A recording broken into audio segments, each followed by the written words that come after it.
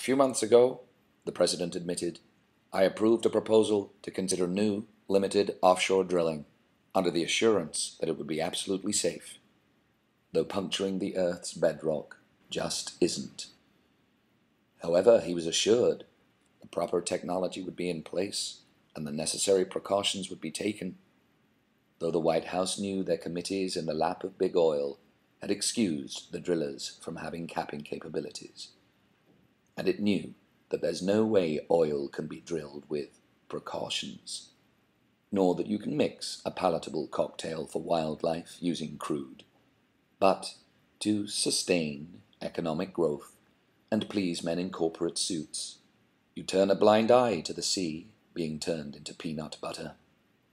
Or, as in the case of the Deepwater Horizon, with a vein rashly drilled while known to be under massive pressure, you're happy to risk the earth spitting back like a maddened colossus and lift an oil rig clean off the sea's surface. Obama endorsed offshore drilling without asking his own oceans agency, ran a headline. Just weeks before the Gulf oil spill, Obama announced a massive expansion of offshore drilling. It's as if man can't stop himself from warring against nature, though he's well aware the sea is life's amniotic fluid, the wellspring of existence which he clogs up with oil, then acidifies it as he sours the air above with poison. But since popularity is the precious lifeblood of a presidency, a delusional optimism prompts the president to promise the Gulf will be in even better shape than before, saying this after the largest oil spill in U.S. history. The president claims that 5 million barrels of oil have now evaporated, though even school children know that oil's not water.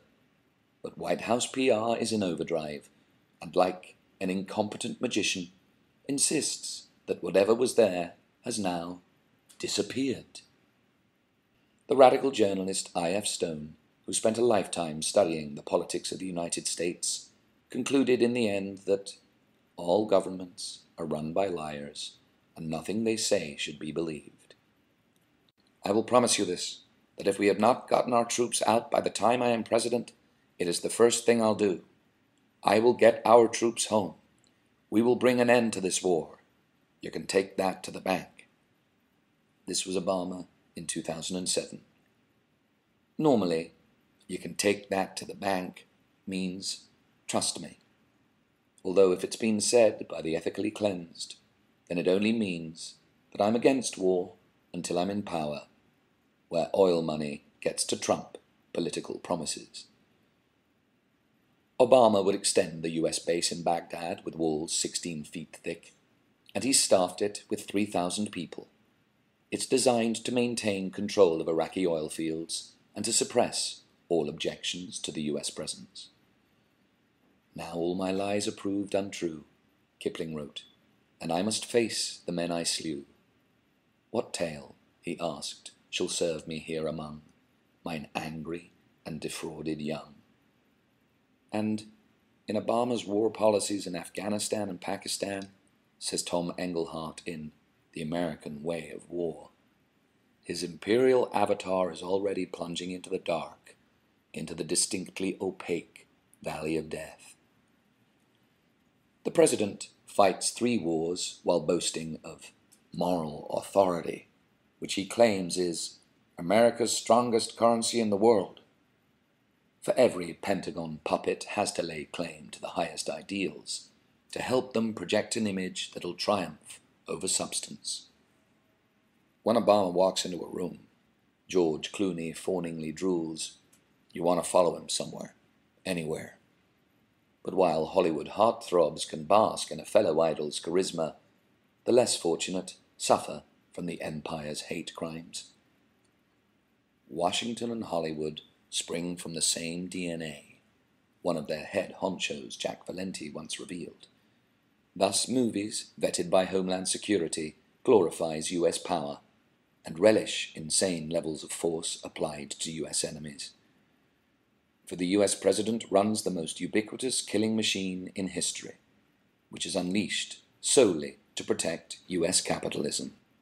though in Obama's case with the weird gloss that Gandhi was his guru, as if this was some comfort to the corpses in his wake. "What difference does it make to the dead," Gandhi inquired, "to the orphans and the homeless, whether the mad destruction is wrought under the name of totalitarianism or the holy name of liberty or democracy?" Stopping off in South Korea to tell banks of troops in uniforms they make a safer, more prosperous world for all of us, and saying appreciatively, "To all the airmen and soldiers behind me, you guys make a pretty good photo op." To his background artistes, the star says, "We are grateful for your service," as if they were acting as movie extras in a presidential biopic. Then he gets a cheer when telling them that he's increasing military wages, and grins.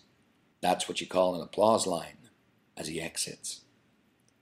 And in March 2010, the celebrity president lands at Bagram, where, dressed in a bomber jacket, he rallies US troops, and he praises them for defending America's vital interests, before he cries out to hearty cheers, "We will prevail." He proceeds down the line, shaking hands. "I'm proud of you. Make no mistake," he insists. "This fight matters. You guys are doing great work each and every day," he repeats, though details of the great work are unmentioned. Instead, he speaks grandly of victory in a war he's extended into its being the longest in US history. "We face a determined enemy, but the US does not quit once it starts on something." He clenches his teeth, while his bomber jacket, embroidered with the curved beak of the US Eagle with Air Force One in a glistening white curlicue, makes the sleek fashion statement, "I press buttons that release missiles, and the costume I wear is the dress code for carnage."